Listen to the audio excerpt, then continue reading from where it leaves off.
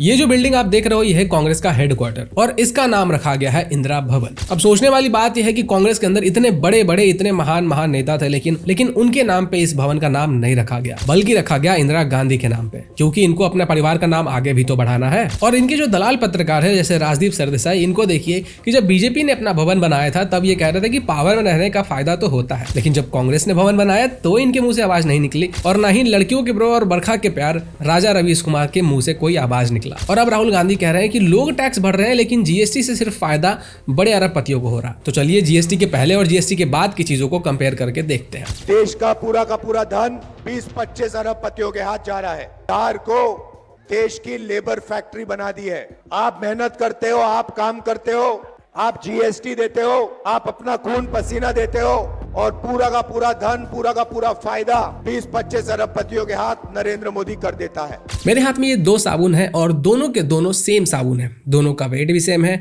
और क्वालिटी भी, और दोनों सेम कंपनी ने बनाए हैं। अब इमेजिन करिए कि एक साबुन 2017 से पहले का है और दूसरा साबुन 2017 के बाद का है। और जब तक हम लोग ब्लैक होल को और अच्छे से पढ़कर टाइम ट्रेवल करना सीख नहीं जाते हैं तब तक के लिए आप इस हाइपोथेटिकल सिचुएशन से काम चलाओ। तो एक हाथ जो 2017 के बाद का है, इसमें जो साबुन है उसका रेट दूसरे वाले साबुन से ज्यादा होना चाहिए, क्योंकि हर साल चीजों के रेट बढ़ते हैं, है ना? नहीं, ऐसा हर केस में नहीं होता है, क्योंकि 2017 से पहले जीएसटी नहीं था और इस वाले साबुन पे अलग तरीके से टैक्स लगते थे। जैसे सेंट्रल एक्साइज ड्यूटी लगता था अराउंड 12%, उसके बाद वैट यानी कि वैल्यू एडेड टैक्स 12 से 14%, उसके ऊपर सीएसटी लगता था 2%, और इसलिए इस साबुन पे टोटल 26 से 27% टैक्स लगता था।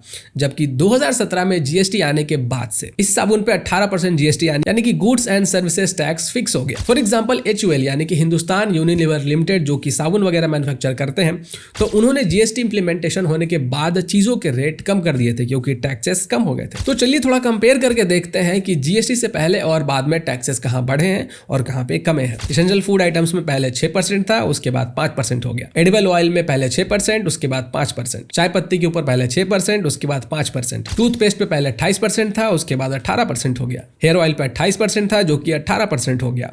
साबुन पे 28% था जो कि 18% हो गया। हाउस होल्ड आइटम जैसे कि वॉशिंग पाउडर पहले 28% में थे, अब 18% हो गए। फर्नीचर पे पहले 12 से 28% था जो कि 5 से 18% हो गया। स्नैक्स और स्वीट्स पे पहले 12% हुआ करता था जो कि 5% हो गया।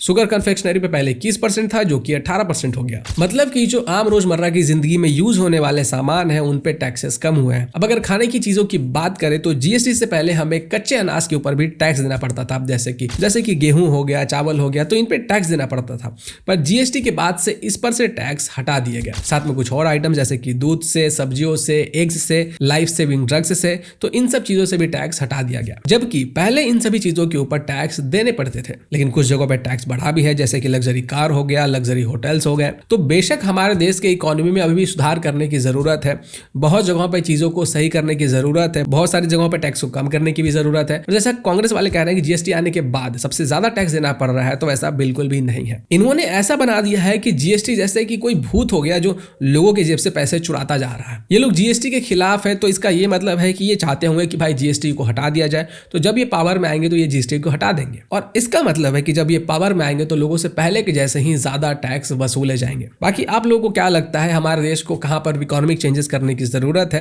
कमेंट करके जरूर बताइएगा। नमस्कार।